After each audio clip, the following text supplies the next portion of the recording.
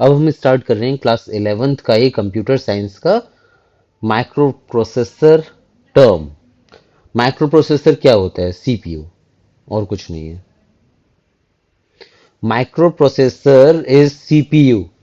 CPU का diagram किस तरीके से होता है?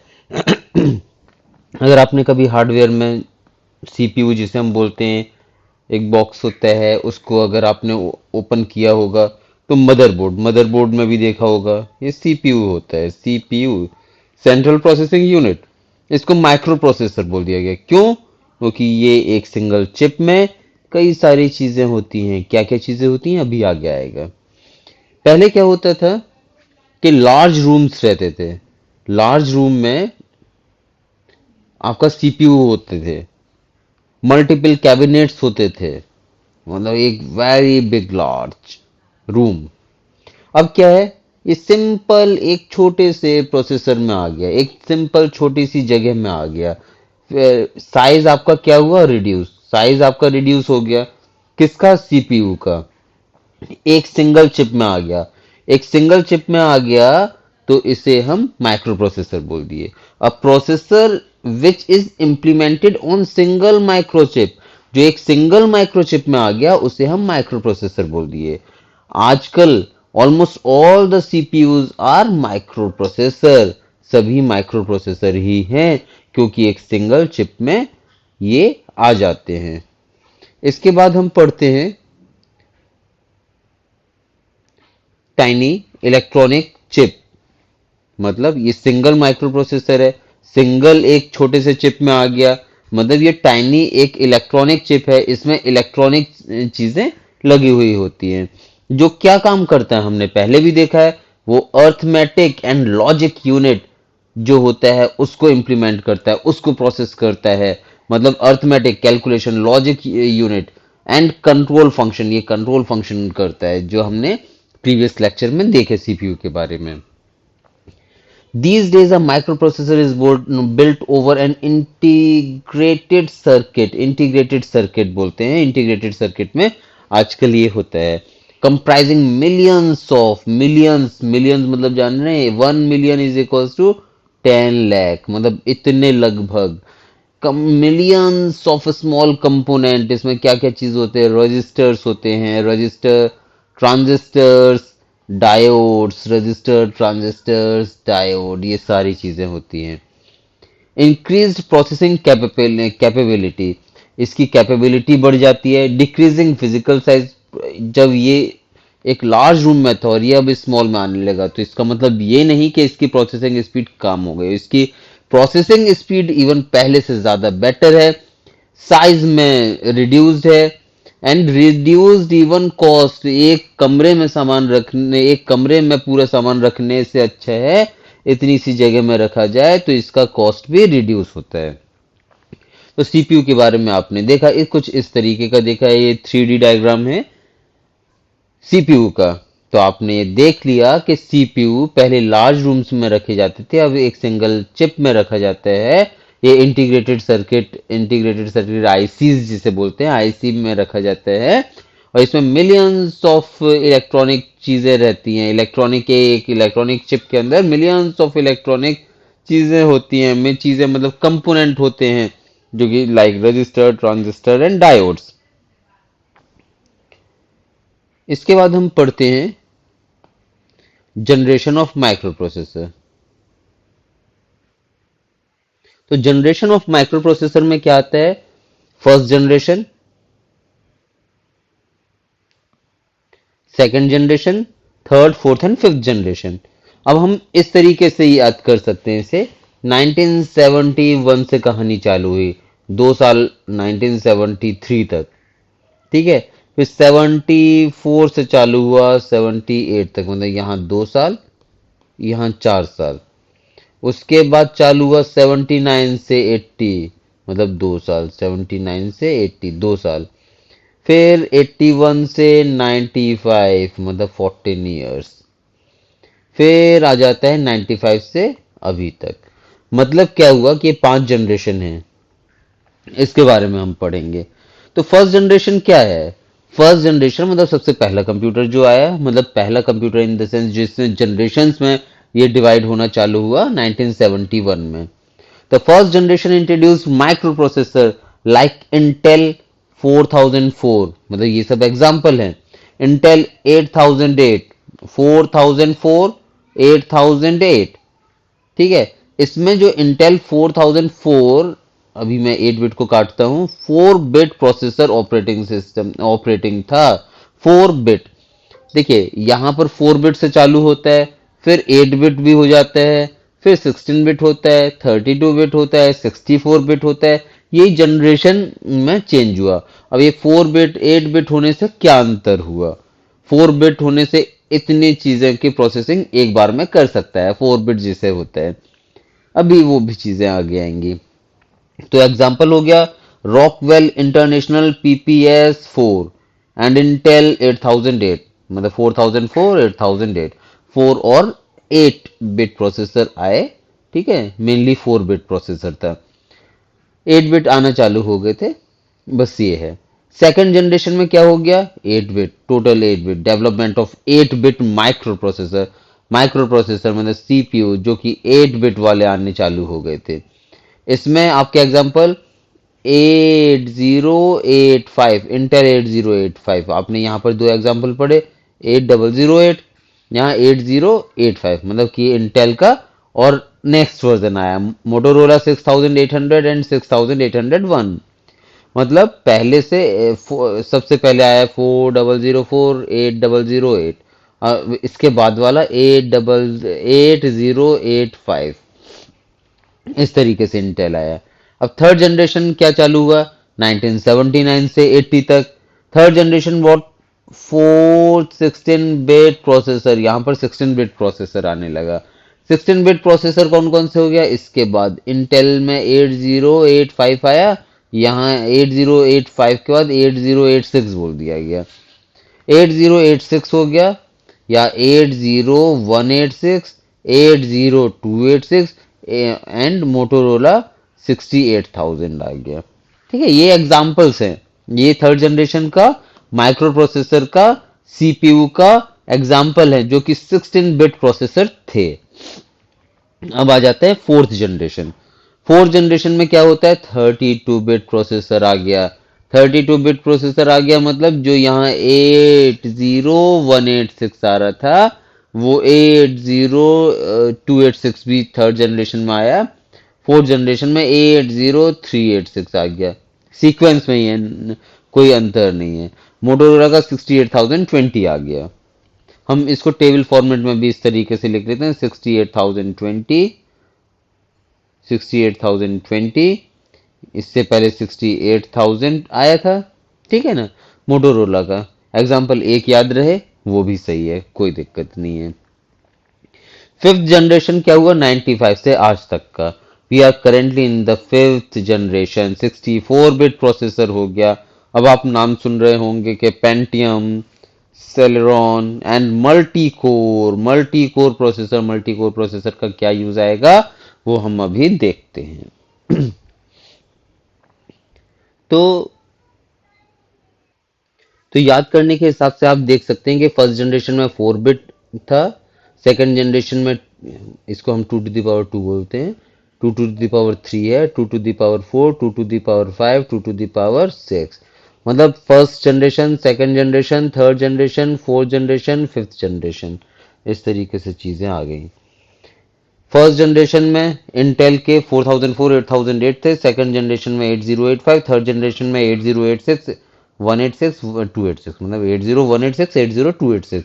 And first, second, third and fourth generation में 80386 आपका माइक्रो प्रोसेसर आ गया। आजकल जो चल रहे थे, अभी तक चल रहे हैं भी बोल सकते हैं, पेंटियम एंड सेलेरॉन हो गया। ये fifth generation of the computer हो गया।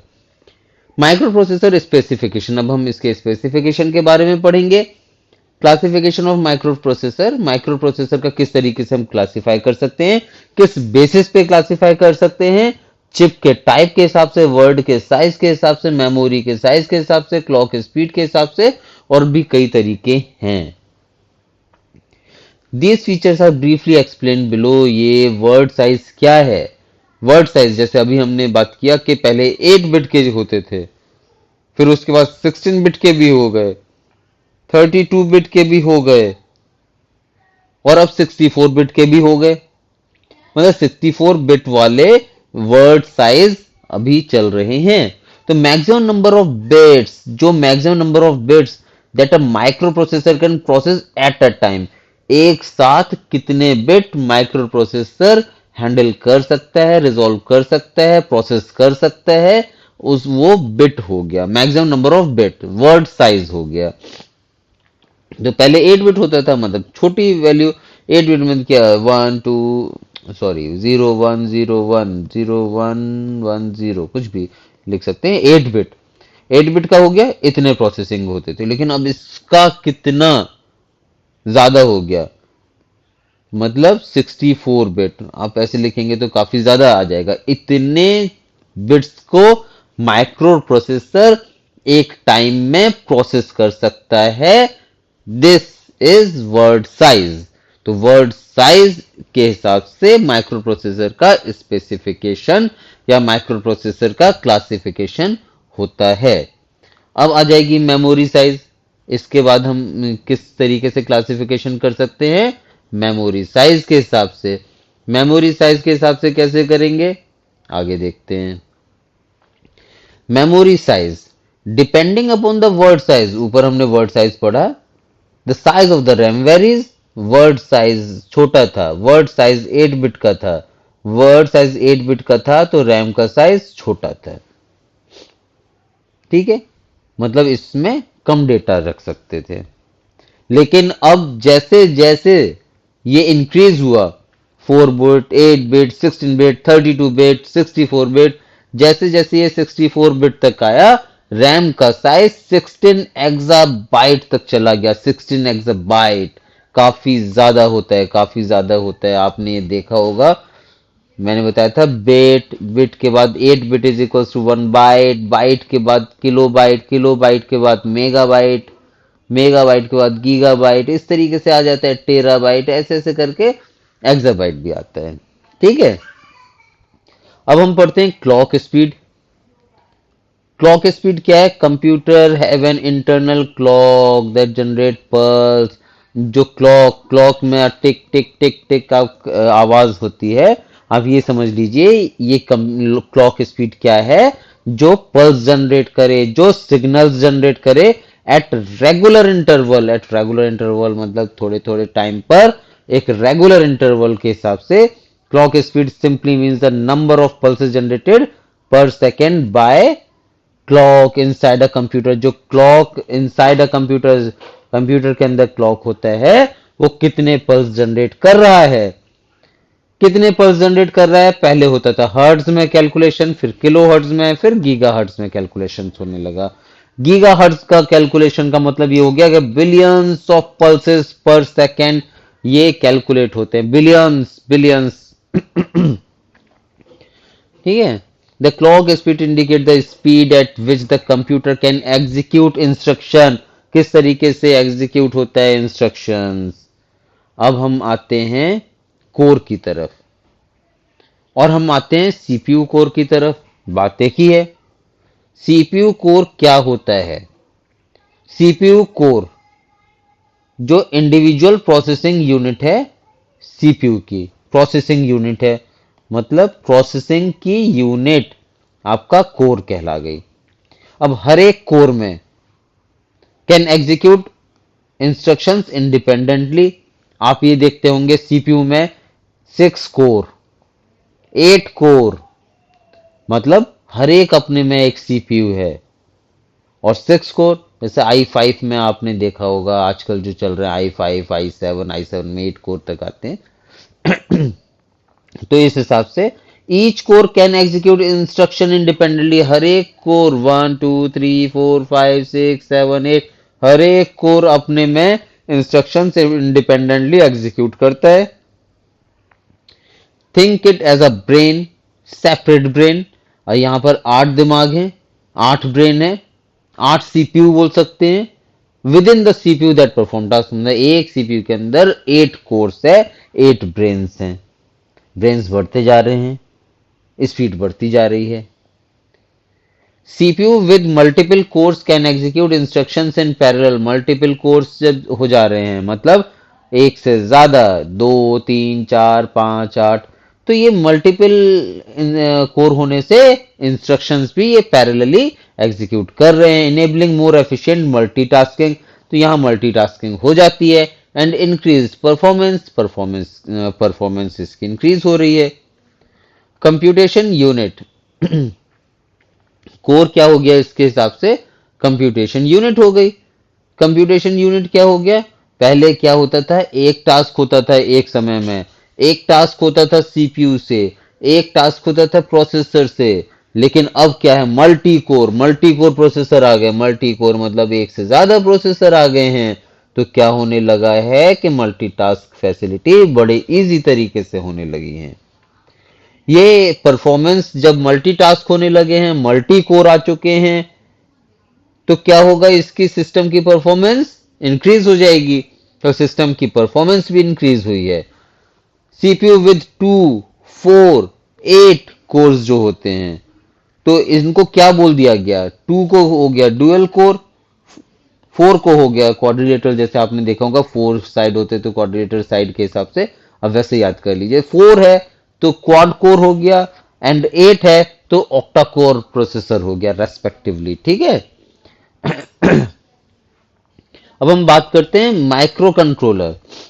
अब क्या है कि आपने एक कंप्यूटर था, उसमें सीपीयू था, मॉनिटर था, इनपुट डिवाइसेस, आउटपुट डिवाइसेस जो भी थे, माउस वगैरह सारी चीजें थी, इतना बड़ा सा कंप्यूटर, ठीक है। अब आपके इसको कुछ फंक्शंस को यूज करना है, तो क्या करेंगे, मैं एक एग्जांपल लेकर तब इसको समझाता हूं माइक्रो कंट्रोलर क्या है।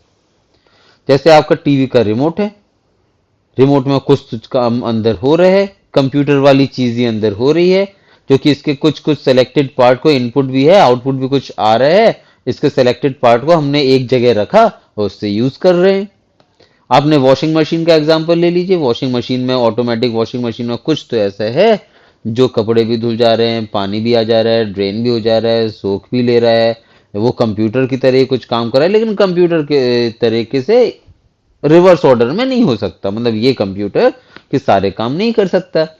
इसके हमने कुछ कुछ फंक्शंस चीजें ले लिए और एक छोटी सी चीज कुछ बना दिए।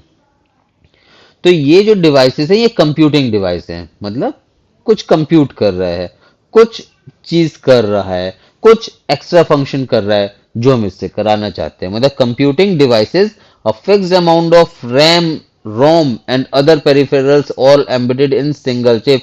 रैम का, रोम का, जो भी पेरिफेरल, जो जरूरी चीज है, उसको एक जगह जोड़ दिया गया, एक जगह सिंगल चिप में कर दिया गया, as compare to micro processor that has only a CPU on the chip. Keyboard, mouse, washing machine, digital camera, pen drive, remote controller, microwave, ये सब एग्जाम्पल हैं इसके माइक्रो कंट्रोलर के। कीबोर्ड में भी क्या है कि कुछ आपने ये ए दबाना है, ए चला गया, बी दबाना है, बी चला गया। माउस में भी जहां पर क्लिक करना है, जो क्लिक करना है, ये वो हो गया। इस तरीके से ये सब चीजें माइक्रो कंट्रोलर हैं। अब हम पढ़ते हैं ये किस तरीके से चीज होता है। एक एग्जाम्पल के, फिर से एक एग्जाम्पल लेंगे जो अभी लिए हैं। May be embedded in another device.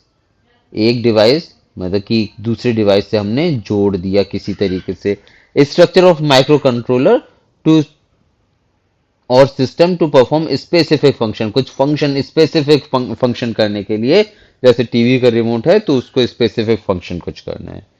अब हमने एग्जांपल ले लिया automatic washing machine. Automatic washing machine है अगर, तो वो क्या क्या काम कर रहा है, फिल किया वाटर, पानी जब यहाँ पर वॉशिंग मशीन में भर गया, क्लॉथ को धोया, सोखा, जो भी है वॉश किया, पानी को ड्रेन किया, ये सब काम करना है, ऑटोमेटिकली कर रहा है, कोई भी ह्यूमन इंटरवेंशन नहीं है। तो ये एक कुछ ना कुछ चिप लगी हुई है, कुछ ना कुछ सिस्टम लगा हुआ है, कुछ ना कुछ माइक्रो कंट्रोलर लगा हुआ है जो ये कंट्रोल कर रहा है और ये चीजें कर रहा है। यही माइक्रो कंट्रोलर का काम हो गया। तो इस हिसाब से हमने आज क्या पढ़े हैं कि जनरेशन ऑफ कंप्यूटर, सीपीयू क्या होता है, मतलब माइक्रो प्रोसेसर क्या होता है, जनरेशन ऑफ कंप्यूटर, पूरा चीजें हो गई। First second third fourth fifth generation तक पूरा हो गया। और हम किस तरीके से क्लासिफाई करते हैं प्रोसेसर को, word size, memory size, clock speed, core, core वगैरह क्या हो गया, मल्टी कोर आपने देख ही लिया। तो ये आज का सेशन एंड होता है।